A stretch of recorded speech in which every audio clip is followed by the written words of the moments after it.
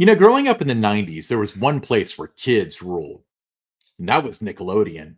And there was a good taste of it at Kings Island for a long time. I'm talking about Nickelodeon Splat City. Hello, everybody. Alongside Don Helbig, I'm Ryan Sir, and this is Tower Topics.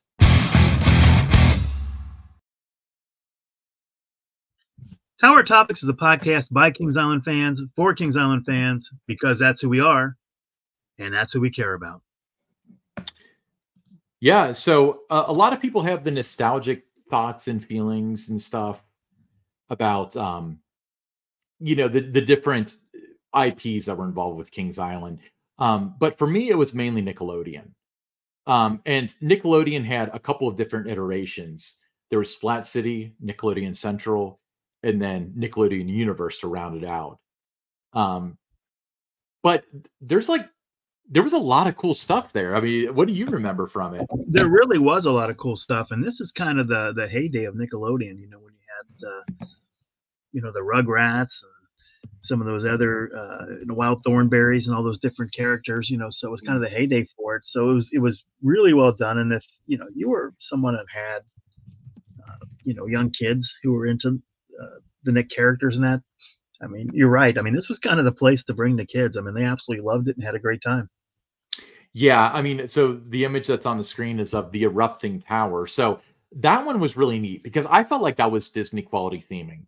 It had a. It was. I remember you would start to hear the noise when it was about to erupt. Yeah, it would rumble and stuff, and then I remember so it would start to rumble and then kind of like give the illusion of shaking, and it had that like the meter on it, and it would be like low, medium, high, extra high, and then like uh-oh or something like that.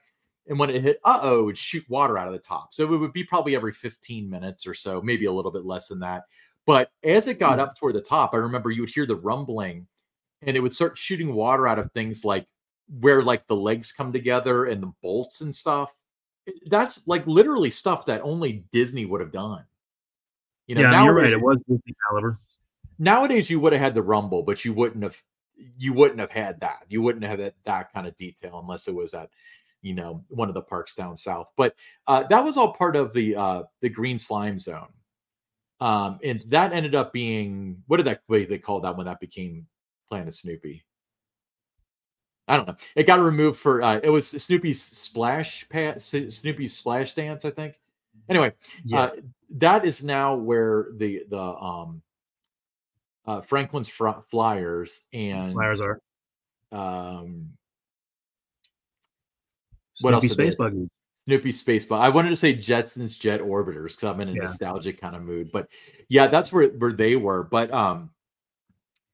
it's I always thought that was kind of cool that they were able to do it.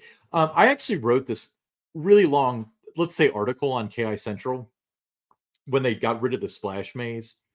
And it was about what that kind of represented to kids my age. So when they put the Nickelodeon Central stuff in, I would have been like between 10 and 13 or so. So I would have been at the age for that sort of stuff.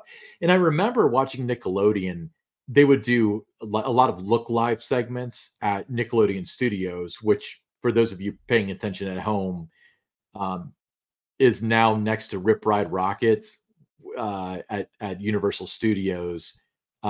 It's like an office building now. They still have sound stages there, but they're not used very often. But it would, they had their time capsule and stuff there. I remember them burying that. I remember they had a slime fountain, and it was kind of like you knew it was in Orlando. So even at that age, you always equated Orlando with being on vacation. So you were so jealous of all the kids that got to be there. They were all on vacation and they got to see Nickelodeon, and they might get to see them film Double Dare or Legends of the Hidden Temple or go to Disney World and stuff. So you really got kind of like a little piece of that at Kings Island with Splat City. You did. I remember my daughter very young at that time, but I couldn't get her out of there. I mean, she just wanted to hang out in that area, and she loved, when that tower would go off, and she loved getting soaked. She liked going through the splash zones, and just the time of her life. At that age, she has fond memories of it. She was 3, 4, 5 years old at the time, but we just had, and it just for me, just seeing how much fun she was having, I wanted no part of getting soaked or anything like that, but it was just, just so well done. And, you keep thinking about, what you said at the top here, just that Disney caliber kind of experience that was at Kings Island.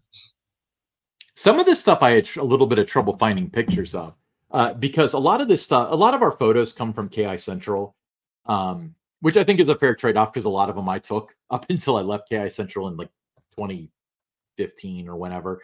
Yeah.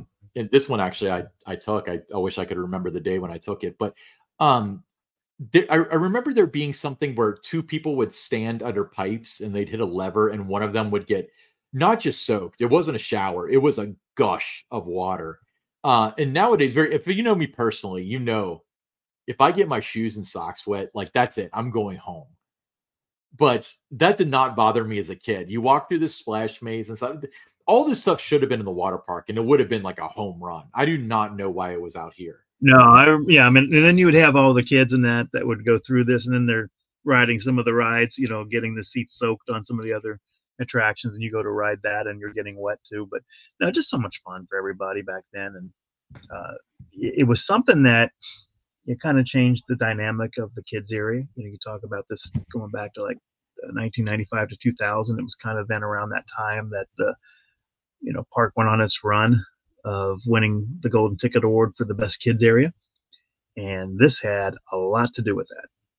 I think so. And then, so, there was a series of rather fortunate events as far as Nickelodeon is concerned. So Paramount Pictures bought Kings Island in late 92. I think it was branded in 93. And then Viacom bought Paramount not long after. And that's what exposed the Nickelodeon, MTV, BET, VH1, all those properties to Kings Island. So that was kind of a happy accident. But it also was kind of the downfall of Paramount Parks because Viacom, being the company that they were, had very little interest in being involved with the parks. And it seems like they gave it a good go for a very short while and then were not terribly interested in doing that after that.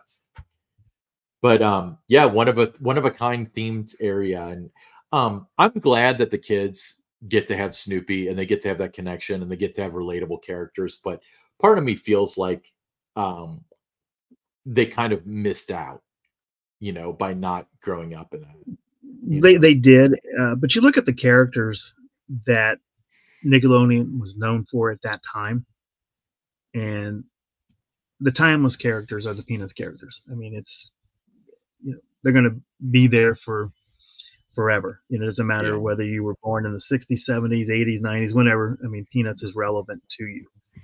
The Nickelodeon characters, they didn't have that same kind of shelf life, and people still remember them in that. But you don't see kids today. If you had Tommy Pickles walking out in the park, not too many kids today would know who that was. No. So no. So I think that's the thing about it. Just didn't have that longevity, piece to it. But yeah, I mean, you brought back a lot of memories, for me today, Ryan, wanting to do this as our topic, for this episode of just, how much fun that my daughter had and how I would get home from work and she would say, I want to go to Kings Island. I want to go see the Nickelodeon, so, I mean, it was just something that she couldn't get enough of. Yeah. I don't know. So you have an interesting perspective because you grew up with the Hanna-Barbera era, but your daughter grew up with the Nickelodeon era. And then you worked there for the Peanuts era, come to think of it. What do you think was the best one, in your opinion? Well, I mean, for me, I think Hanna-Barbera. Do you think it's always the one you grew up with? Because I think it's Nickelodeon. I don't know because it was the one I grew up with. I just think that some of the characters, like Scooby-Doo was a favorite of mine. So I think that had a lot to do with it. But no, you're right. I mean, it does play into it though, if it's what you grew up with. But I thought just Hanna-Barbera because at that time, there were just so many of the different characters. Yeah. You made a whole attraction just out of all those characters that were in your TV, that you got to see every day. So I just really liked that one a lot. I think it was pretty immersive when the kids area opened. You saw those characters. They were more like out in the park, in the front of the park. You had them out in the morning. You saw Jabberjaw, Yogi Bear. I mean, George Jetson. You saw the whole gang. You know, they were all out there, and it was just kind of a little bit more immersive in terms of those characters being out and about in the park than what you see, you know, today with the Peanuts characters. Those are more limited. You know, they're just kind of in Yeah. that area. Yeah, the problem with Nickelodeon was they were transitioning to live action, so you can't have a walk around iCarly, No, you no. know? But the Nickelodeon during those years, there were still the Hanna-Barbera, you know, characters around. You still saw Scooby and Shaggy and that at the park at that point in time. You still had an attraction there, you know, that was themed to Scooby-Doo. So it wasn't like Hanna-Barbera had gone away. It was still around. Yeah, it was oddly wedged in there. I wonder why they did that. Why would do you think that both were so marketable, or like, or do you think they were obligated to do it, or like, why would they keep around Hanna-Barbera? Well, I mean, it worked, you know, so why get rid of it if it was still, and it was part of the, you know, the history and the fabric of Kings Island, you know, so at the time, you know, why would you get rid of it if you could still keep that? Because the guests still did enjoy seeing Scooby-Doo and some of the other Hanna-Barbera characters. And then you also had, you know, this, you know, Nickelodeon was becoming really big at the time, you know, so you had to leverage that. So it worked. It was the best of both worlds. Yeah. And then we had that weird, and we bring up this fun fact probably once a week, but once it became all Nickelodeon Universe, Scooby-Doo and the Haunted Castle could not be part of Nickelodeon Universe because No, that would cause something catastrophic. So still to this day, the dark ride is part of International Street as a result of that, which is right. means nothing except even like the ride crews and stuff are considered part of Planet Snoopy. But you know, I think the only rides on International Street are the tower and the carousel from the ride. I mean, I don't know much about that. I've never worked there, never worked in rides, but yeah, that was a fun walk down memory lane. So Our Topics t-shirts, they come in a Carolina blue, any size that you would need. If you're interested in one, they're just $22. That includes your shipping. Send me an email at donhelbig@themeparksbydon.com, or you can message us on our X, tower_topics, and we will send you the barcode, and you can make your purchase, and we'll get those out to you in just a matter of days. And, you know, I saw a couple of those shirts when I was at the park on Sunday that people were wearing, and it's great to see those out and about. And you know, we appreciate the support of the show. very, very cool. We'll be right back with your stories.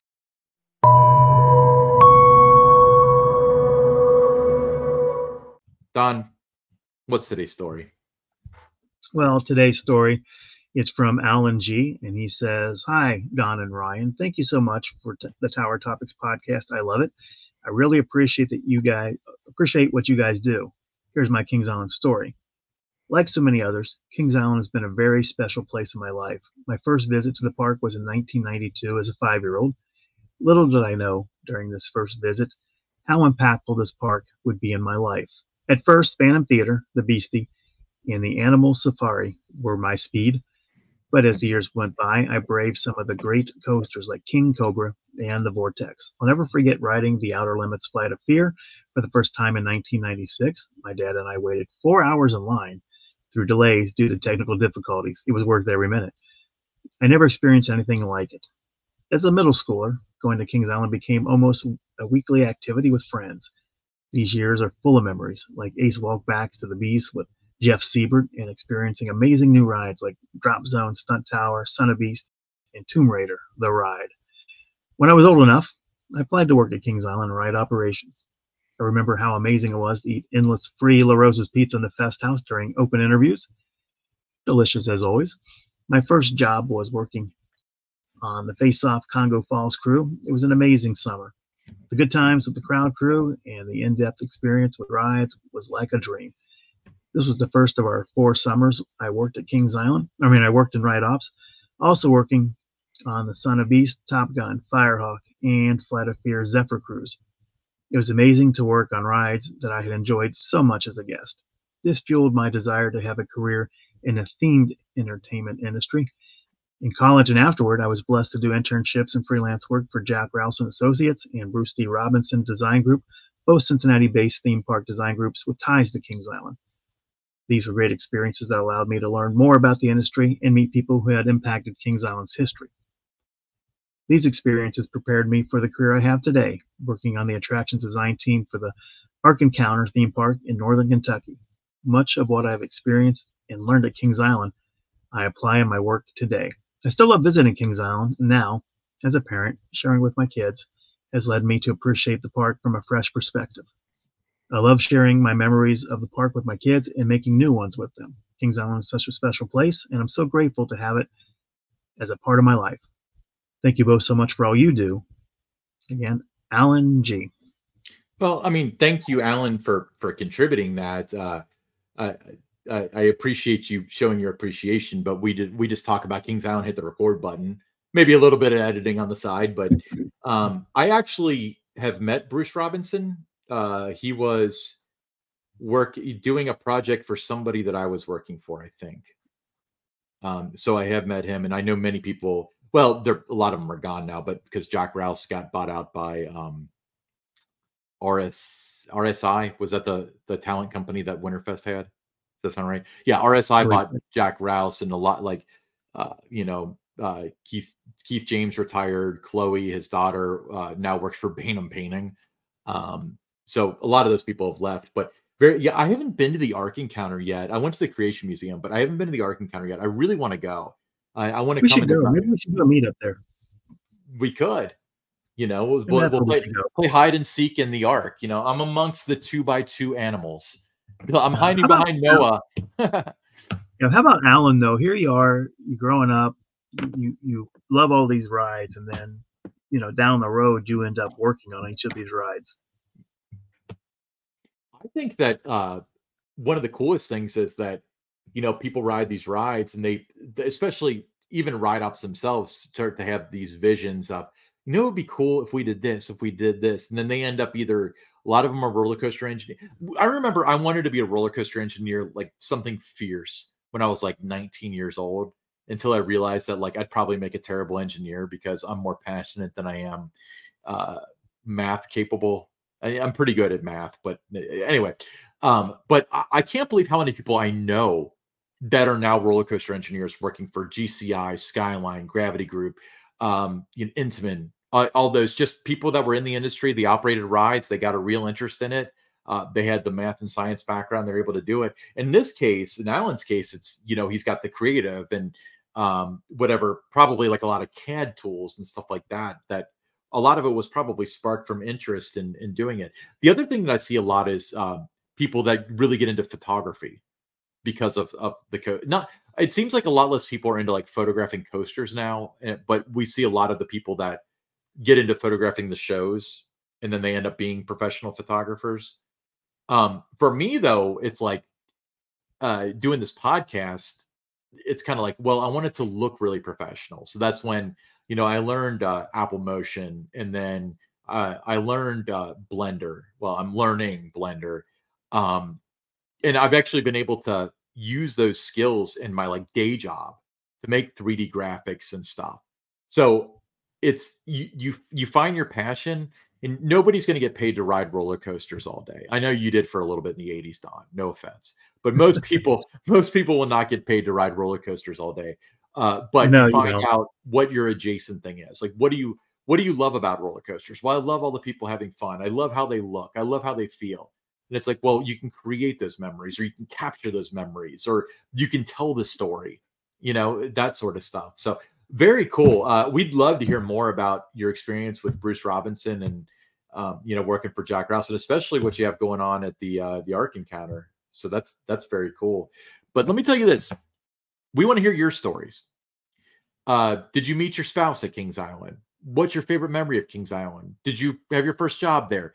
Send your story to Don Helbig at themeparksbydon.com. That's Don Helbig at themeparksbydon.com. And when you do, put in the subject line KI story for TT, just so we can keep it organized. And then when we do that, we might read your story on the air and maybe have a little bit of talk about it. So we appreciate Alan and everybody else that has shared their stories with us. We love sharing the passion. But we'll be right back with the listener questions.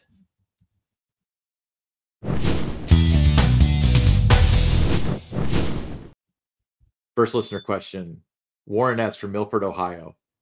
What's your favorite flat ride at Kings Island? Don, what's your favorite flat ride at Kings Island? I would.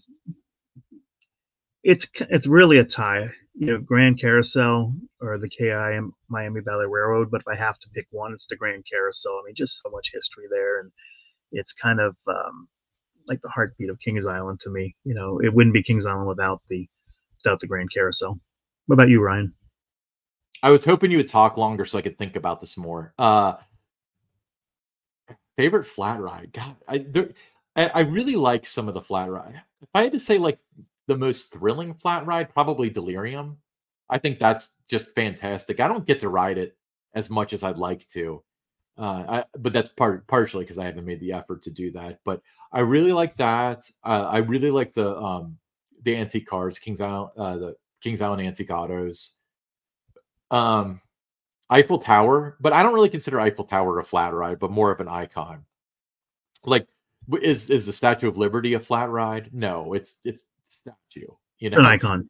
It's an icon. Yeah, exactly. You know, the flying scooters are a big one for me. If we had the old ones, that would certainly be my favorite. The new ones is kind of like I like to snap them, but I don't want to like bother families and whatever. So, yeah, I feel like I've stumbled through enough to answer your question now. Oh my gosh. So next listener question. Coaster Team on X. Who was the Kings Island enthusiast dude? Don, you have some explaining to do with this guy. I do.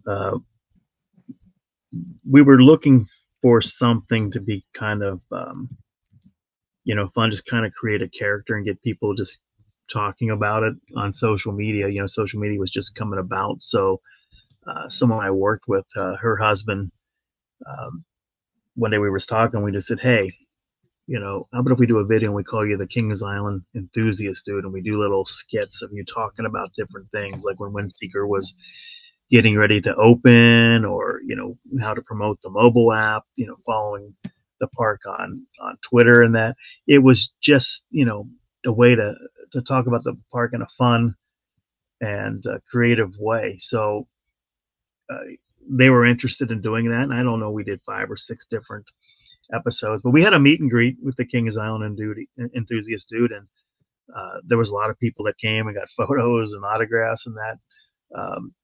Just a lot of fun, but it wasn't, you know, like I said, it was just something to just have some fun with, you know, and kind of play with the Kings Island fans. You know, this was like a super fan of Kings Island, where, you know, during the winter they would spend their whole time just watching videos, you know, POV videos of Kings Island. So just some fun stuff. I mean, do you remember the Kings Island enthusiast dude, Ryan? Absolutely. Where'd you film this? Was it at their house? It was at their house, yes. Really?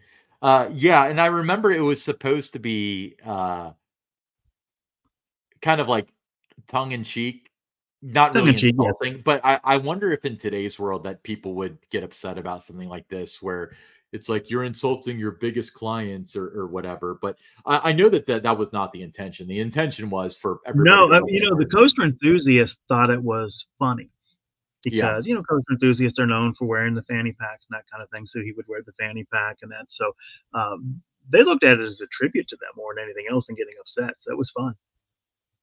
Yeah, definitely cool. And